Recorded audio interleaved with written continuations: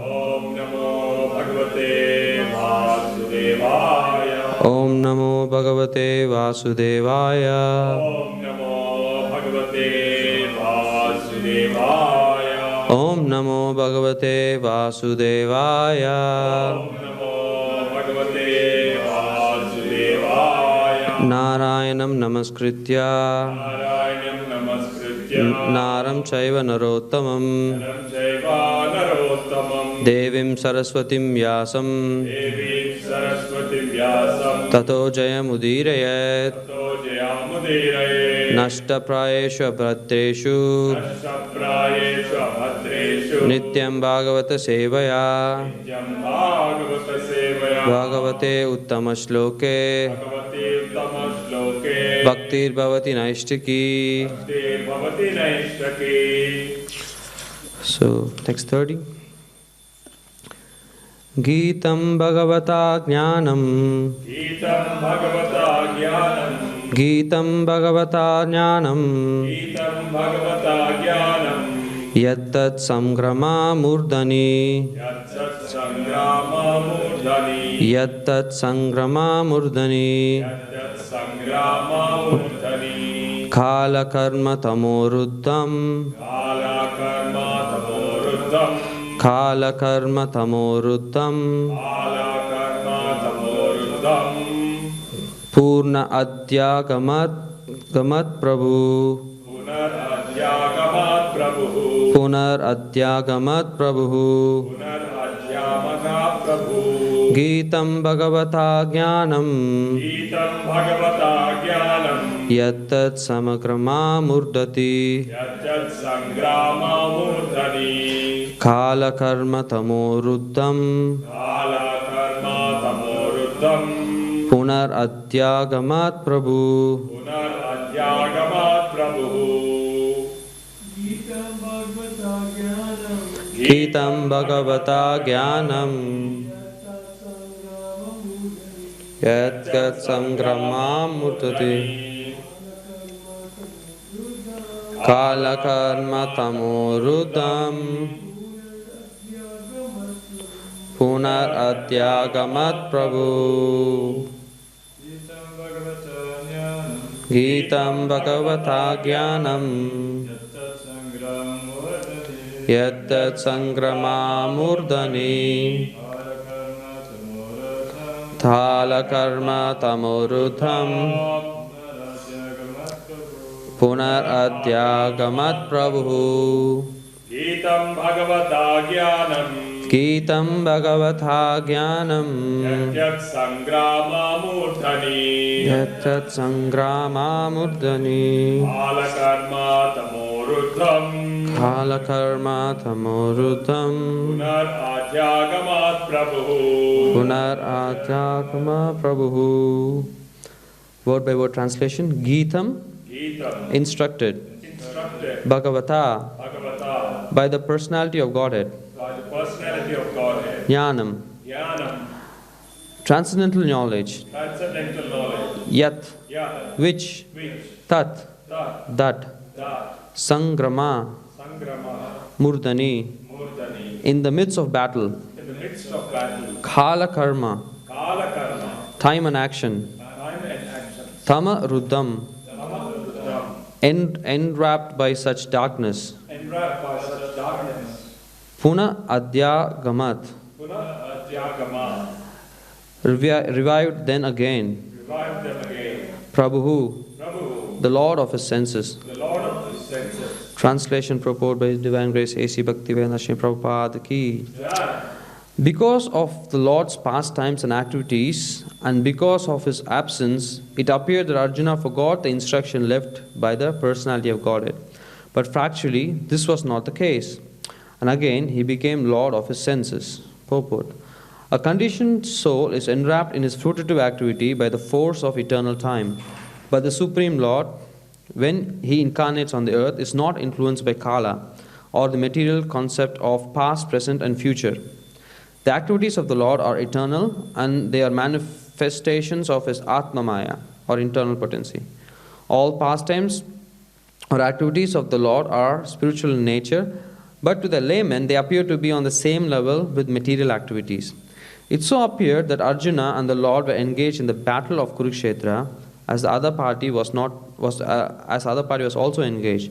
But factually, the Lord was executing his mission of incarnation and association with his eternal friend Arjuna.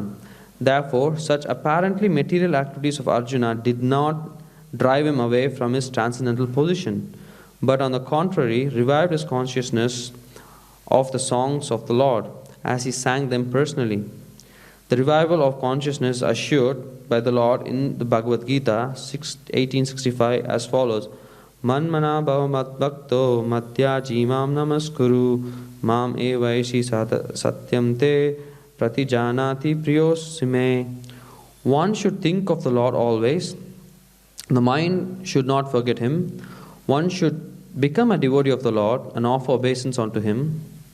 One who lives in that fashion becomes undoubtedly endowed with the blessings of the Lord by achieving the shelter of His lotus feet. There is nothing to doubt about this eternal truth, because Arjuna was his confidential friend. The secret was disclosed to him. Arjuna had no desire to fight with his relatives, but he fought for the mission of the Lord. He was always engaged in the execution of his mission only, and therefore, after the Lord's departure, remained in the same transcendental position, even though it appeared that he forgot all the instructions of Bhagavad Gita. One should therefore adjust the activities of life in pace with the mission of Lord, and by doing this, one is sure to return back home, back to Godhead. This is the highest perfection of life.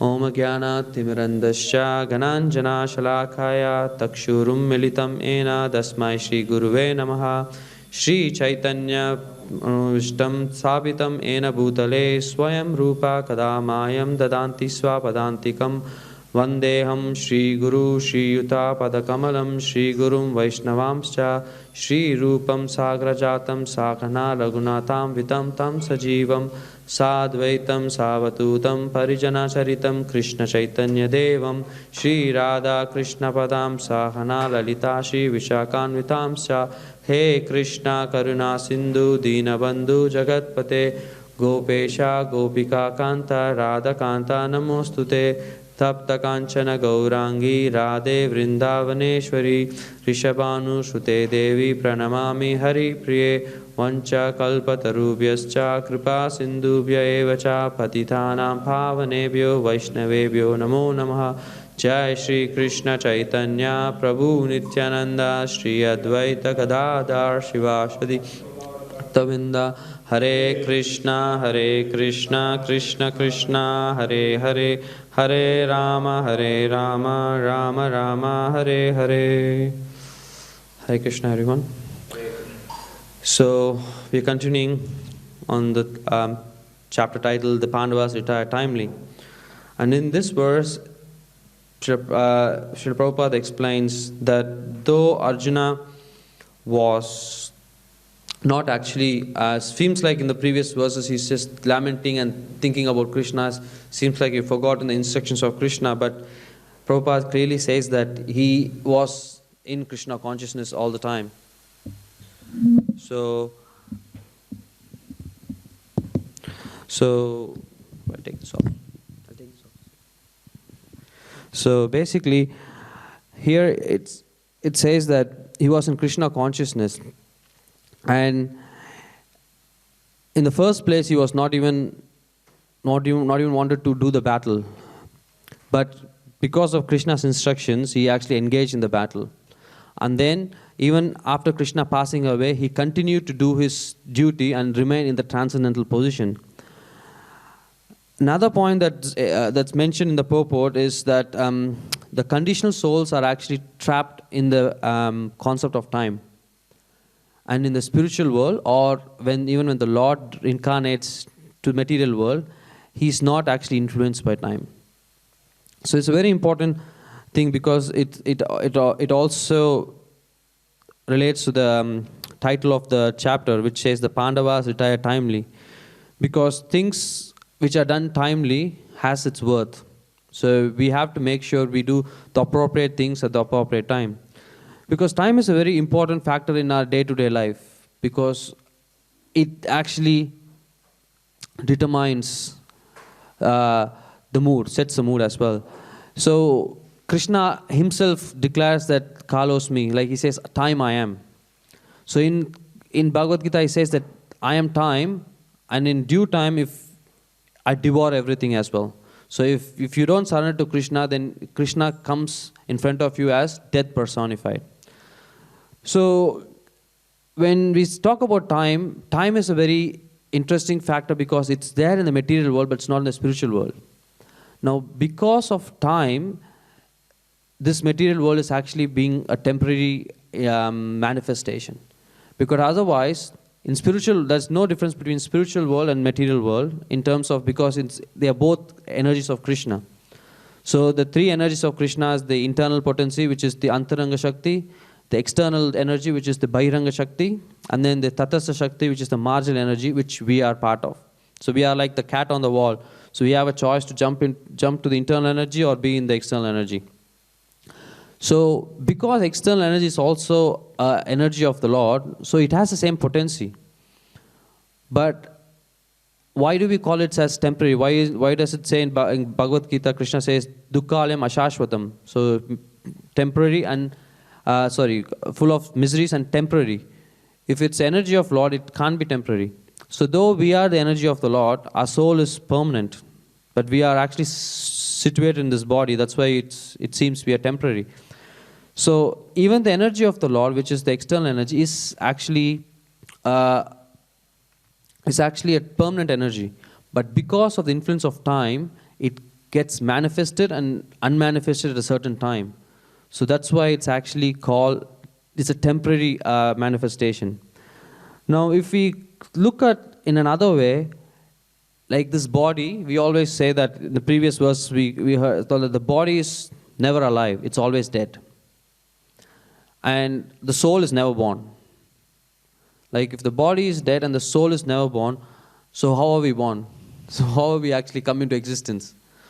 No, and it's again because of the time factor that we manifest and unmanifest.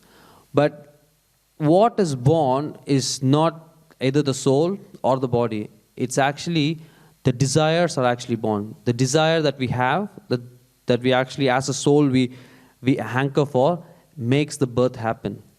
And the whole journey of the soul is basically trying to enjoy the desires that it wanted to enjoy through the medium of this body.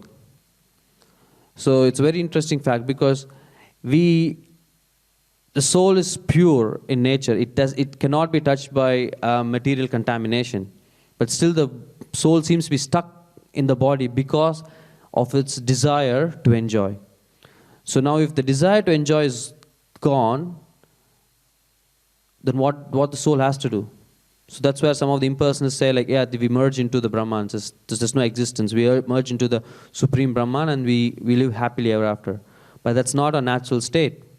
So Krishna also explains in Bhagavad Gita that the nature of the soul as well, once the desires are gone, the personal desires are gone, then the soul acts on the level of spiritual desire. So the desire is changed from self-desire, desire of self-satisfaction, to satisfying the senses of the Lord. So there is no difference between your desire and the desire of the Lord, because your desire is the desire of the Lord. Whatever the Lord decides, you want to do it. Now, this time factor, as we come into this world, as life, we go through 6 phases in life. First is the birth, then we grow, and then we reproduce, and then we remain for some time, and then we dwindle, and then we die. So these 6 stages of life, in every stage there's a time factor. So when we are born, it's one of though the coming of the soul into a family, to the material world, is considered to be a very nice experience, and we enjoy that, we celebrate it, and every year we remember it by celebrating the birthday. But it's actually a painful experience for the child and for the mother. And that's why they call it as labor pain, not like labor pleasure. Because it's almost considered to be like another second birth to the mother. And Srimad Bhagavatam, as you know, the soul, when it's in the womb of the mother, it does not experience pleasure in any way. The first experience is the experience of pain, because it says that if the mother eats something spicy, then it actually pricks the body of the baby, which is in the womb, and then there is other insects. And it's actually living in an environment where there's a lot of other insects as well, which is biting the kid. So in that agony, the child, like every one of us, the child actually prays to the Supreme Lord that, can you please get me away from this situation? I actually vow that I'll surrender onto you. I don't want to live anymore. I don't want this life. And that's the prayer that everybody of us made in the womb of the mother. And when we came out, and then it all changed, because the whole material world wants to increase our false ego. So we are kind of celebrated. The parents, the relatives, our distance, the grandmother, grandfather, they just shower us with love and then affection. And then as small child, as even before we can actually see who they are clearly, we feel that we are important. That makes the false ego grow again and makes us forget. So time also influences on what we remember and what we forget. Our memories are influenced by time as well. And it's interesting that at the age that we are 40 or 25 or 50, or when we look back, the memories are also quite vivid, those memories that we actually we enjoyed, we experienced more, where our desires got fulfilled in a more way. Like the first time you got your bicycle, the first time you went for a trip with your parents, the first time you actually got on a flight, all these memories where you want to enjoy that, those actually come. And then of course there are the emotional things where the bad things that you went through, because those are the holes. So the memories are actually influenced by time as well. So once you become from a baby to a toddler and you start to grow up, it's the influence of time again, but then you don't remember that you're growing up. It's like when you see the river flowing, you see like a constant stream of water. But it's actually water stopping, water going and water coming, water going and water coming, right? So it's that constant stream, but we don't realize it. That's the effect of Maya as well, that it doesn't tell you that you're actually progressing or growing up. We don't know. Somebody who might see you after 10 years or 5 years can visualize that, oh, you've grown so much. But as we don't feel it. Because again, it's the influence of time as well as the soul, because the soul never grows old. So the soul doesn't know that we are actually growing old. We'll still think that we are young. So it goes away. And then sometimes the soul reproduces. So basically then the attachment grows even stronger. Because when you have a child coming out, which is your child, then it becomes like a part of you. And then the attachment grows a lot. And that's where you actually get more entrapped into the molds of material nature, more entrapped into Maya. And interestingly, if you look at it, our body is made of the 5 elements, right? And the child is also made of 5 elements. But it's because of that attachment that we actually connect ourselves so much. And in other ways, there are so many kids in the world. But why are we so attached? Why are we actually going and working and saving up and buying properties, buying gold and all these things just for 2 or 3 kids of us? There are so many kids in the whole world. The reason why we do it is because of that attachment. And it's basically 5 elements of the material nature. That's what we are, and then that's what the child is. But because of that attachment that we have, that he is mine or she is mine, that's why we actually push ourselves to actually serve every little detail and every little need of the child. Which is not bad, which is good, like if it's engaged in Krishna's service and if you're trying to grow up the child in a Krishna conscious way. But But that attachment, if it's not applied in a Krishna conscious way, actually takes you down to the path of hell. Now after that, you kind of stay stable for some time before you even realize that you're getting old. And suddenly when you start getting your knee pain and your back pain, and your energy level dwindles, then you know, like, oh my God, something is changing in my life. Why am I not able to do the things that I used to do before? And then old age sticks in. And then we pass away. So when we pass away, that's again a very, very traumatic experience. And our own passing away, and also the passing away of other friends or relatives or parents or grandparents. So in all these things, it's influenced by time, and scriptures tell us that before that time death comes in, please make the change within so that you don't have to be born again. Because as you know, like most people, not only in India, I think everywhere in the world now, it's like people have this conception, the same philosophy, but then they use it in a different way. Like we say that, oh, this life is temporary, so make use of it, use in the service of Krishna. But with the materialist, he still knows that this life is temporary. It's not that he's believing in any way that he's going to live forever. But then he says, okay, again, his concept is, yes, this life is temporary and I'm going to die someday, then why wait? Enjoy today. Why should I even think about what's going to happen? I want to enjoy. So the philosophy is the same, but then the application is wrong. And they also sometimes people who have that cultural thing where they understand that they have to go be pious and everything, they again take this philosophy of, I don't want to do it now because there's so many things for me to do. When I'm old, when I start to dwindle and everything is dysfunctional, then I can surrender to Krishna or surrender to God or become more spiritual in life.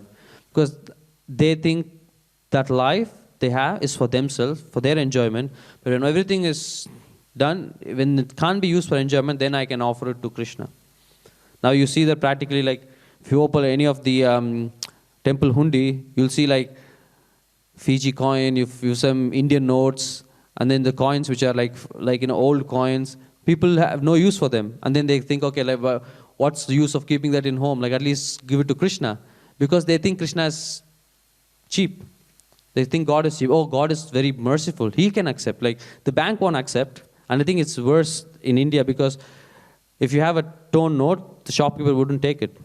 And then either you have to basically go to the bank, replace it, which I have not done. And if it can't, it's too bad, then it's like what to do? They just put it in the hundi. At least you get some punya for it, some pious deeds for it. So this is the mentality that people have, that Krishna or God is merciful, so He can take everything. The things that are useful, I'll keep it because I can make better use of it. So this mentality, from even when you have that thing about giving Krishna that you don't need, or that, okay, maybe I don't need it that much, I can give it to Krishna. This mentality is one which drives them, that they want to enjoy all their life, and then in the end, like when it's not dysfunctional, they're happy to surrender to Krishna. So, but the scriptures say other thing. Now when I'm talking about timely, Prahlad Maharaj says that what is the time for you to start your devotional service? 5 years old. And interesting, like even when I started my Krishna consciousness, when I was actually trying to teach my cousin, some of the family members said like, no, he's in his prime youth. Let him enjoy life. This time there'll be enough time for all these things later. So Prahlad Maharaj says, when you're 5 years old, you have to take up your spiritual path, because it's a really hard thing. It's not easily attainable just by any ordinary person. Now you look at that in this way. When we look at our life, it might feel like it's a long time. But if you look at the certain things that we do in our life, right? Our parents, for what we are actually going to earn in when we what year are we going, when are we ideally average on average, when does everybody start working? Maybe 21, between 21 to 25. For us to start earning from year 21 to 25, our parents send to school when you're year 3 or 5. So what the 20 years that we can actually enjoy at home and then play around, kick the balls around, enjoy our life, our parents send us to school so that we can start earning at the age of 21 to 25, right?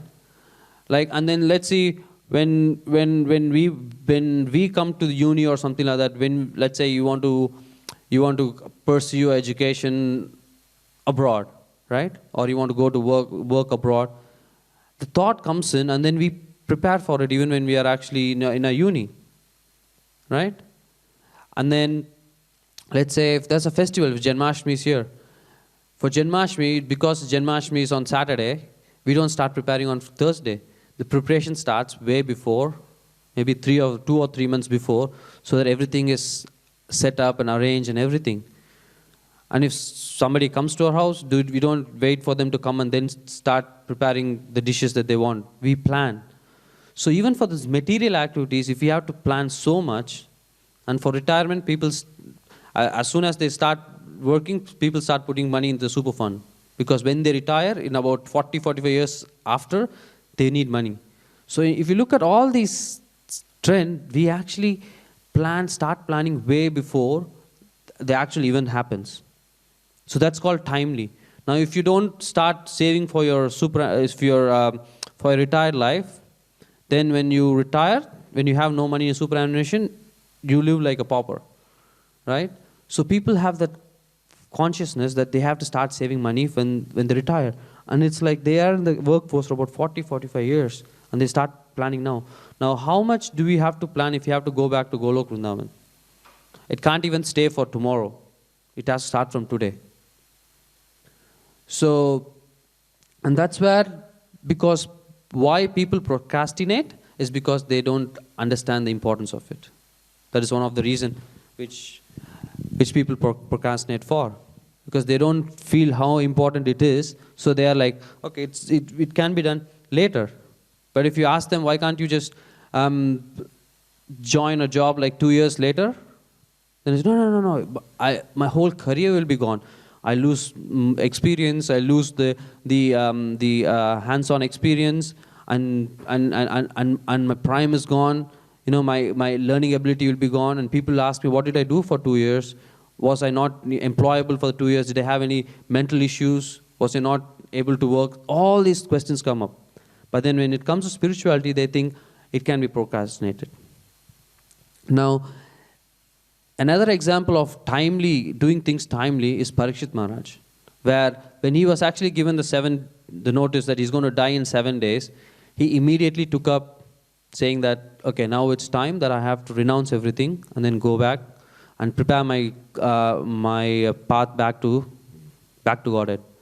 But if it was any materialistic guy, he would say, okay, if I only have 7 days to live, then I need to enjoy. Let me enjoy the 7 days to my fullest. And another example of a person who did not do things timely is Dhritarashtra. He was so attached to his position as being the king that even after repeated warnings, then he did not give up his post. And it actually became, at the end, it has to be an unceremonious way that he has to do it. By getting, and as we learned in the previous verses, he was given food by Bhima, who killed his son.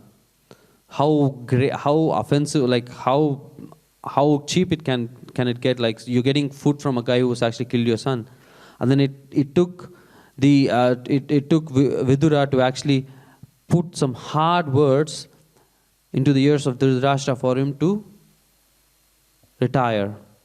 So if they're done at the right time, they actually have a good effect. It actually shows the maturity of a person. But when it's not done in the right time, it actually shows that they are attached. So everything like Venu Vadak Prabhu was talking on Saturday about going for vanaprastha or leaving the attachment to the family. It's the same. And it applies to any responsibility that we get, even if we are a preacher or if we are actually a head of a department. When you see that the time is past, that your service is actually not a service but it's a hindrance, then it's one should be very quite detached to actually leave that and move along and align themselves with the plan of Krishna. So if one can do that, then it's actually an amazing thing. Sometimes we feel that once we are actually in a position or in a situation, it is quite how you can't see yourself doing something else. And actually, exactly like what Rasika Manjumachi was saying yesterday, that the path that we have trended is easier for us because we know the route. But the path which we haven't been quite frequent, it always poses the questions.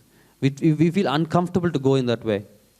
But if we understand it's Krishna's whose plans, and everything changes. The only constant in this material world is change. And if we actually are in a position to accept the change, then we will be more than, our path will be clearer clearer on the way back to Godhead in an easier way. Because there is only two ways of learning. Either you learn the easy way or the hard way. So you got to learn anyway. Now Krishna can actually try to teach you in the easier way, saying that there are certain things that you have to leave and then you have to move forward. But then if you are holding on to it, then Krishna has to take it by force. Like exactly like what he says in Bhagavad Gita, like if you surrender onto him, then the path is clear. But if you don't surrender onto him, then he has to come in front of you as death himself, to take away all the attachments of the body and then give you another new body so that you can actually eventually he's expecting you to progress as well. So we have to be aware that every time certain situations come, we have to see there are things that we are doing, is it for our self-interest or is it aligns with plans of Krishna. Now, Prabhupada ends the purport by saying that, so therefore one should adjust the activities of life in pace with the mission of the Lord. And by doing this, one is sure to return back home, back to Godhead. And this is the highest perfection of life. Just to touch on that point, where it says to align up life in pace with the mission of the Lord, the details are many, because kind of if you live, it's nice to live in a certain environment. Like even if you're a temple, you have your if a temple resident, you have your rules and regulations to it. If you're a grahastha, having the house in a very clean state, in a mode of goodness, and doing certain things, those are kind of details. But if you look at the mission, why any incarnation comes to this material world, it is just paritranaya sadhanam vinashaya duskritam. Something, yeah. Paritranaya sadhanam vinashaya dharma samsthapanataya sambhavami yuge yuge. So only for three purposes. One is to destroy the demons. One is to give association to devotees, and then to establish religious truth. These are three things. But other things, the details are how we do things, and way we do things are can be varied according to different time, place, and circumstance, and according to devotees' position and phase of life. So when you know that the mission of the Lord is basically to take devotees back home, back to Godhead, and then give association to sadhus. So if our mission is about that, then we have to understand that preaching is the essence of everything. Preaching is very important, because it's not about saying that, oh, I'm not a good preacher, I don't know how to relate the teachings, I'm not a good speaker, I don't have this charisma to attract people. It's not anything about it. Jayananda Prabhu, Prabhupada's disciple, when a pastime where when a new person comes into the temple, he sees this guy who's actually taking out rubbish, and clearing out the trash. And then he's a new person, he doesn't know anything about it, just maybe got a pamphlet or a book or Back to God magazine, or just seen the Harinam party in the city. When he comes and he sees this guy and he starts talking, and Jayananda Prabhu is like, why don't you, while we talk, can you just help me? And then he's helping him to take the trash out. Think about when a new person comes in, we talk about, making him comfortable, giving him all the needs and explaining to him and then showing around the temple. How would a person feel if asked to, come on, let's go take the trash out because there's no one? So, but he was actually helping him. The new person helping Jayananda Prabhu take the trash out, and they were actually having a discussion. And then he decided that he's going to join the temple. And then when he came into the temple room after helping Jayananda Prabhu, he said, like, I want to join the temple. I said, like, why do you want to join the temple? He said, like, if the trash clearer has so much knowledge, then what about the temple president? And the devotee says, he's the temple president. So, in this way, preaching doesn't mean that you have all these skills of presentation, all these skills of skills that actually can attract people, and all these external things that actually to do the right way of delivering a message. It doesn't mean that. If the intent is to just deliver, help someone, then Krishna will actually help you to pass the message. There's no thing. And the famous example of Bhakti Tirtha Maharaj, like they were actually going to distribute books, and then there's literally no one in a university. And then Maharaj says, I just okay, and I don't know who was accompanying him. He said, like, Maharaj, why are you going inside? There's nobody there in this university. Let's go. So like, no, I just go to the toilet and come. But on the way to the toilet, he was just intensely praying to Srila Prabhupada, can you please make me, I want to serve you. I want to serve you in some way. And then he goes to the toilet, and then there's another guy going toilet, and then he just, they catch up with the conversation, and then that guy seems to be the HOD or the of theology, and then he invites him, and this Prabhu whoever is actually waiting, he's been waiting in the car for half an hour. What is this Maharaj doing, like going to toilet for half an hour? And then he goes and checks out, and he's actually in his office, and he's already sold a set of Bhagavatam and Chaitanya Charitamrita and everything to be placed in the library. So situations will come if we desire for them. If we think like, I can't do anything, I just come to temple and then just have prasadam and then watch it, take darshan of the deities and then go away, then Krishna will say, okay, that's what you wanted. So it's basically what Krishna says, like, I will actually create things for you that you wish for.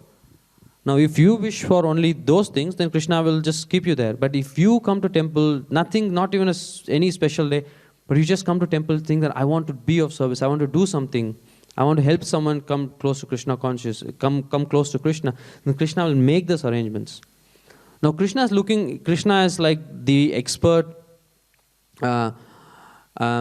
recruitment agent or expert resource allocator. So he is actually looking for resources, how to engage devotees in different ways. But it depends on whether we are actually interested in doing. Because Krishna doesn't want to give a service to someone who is not interested in.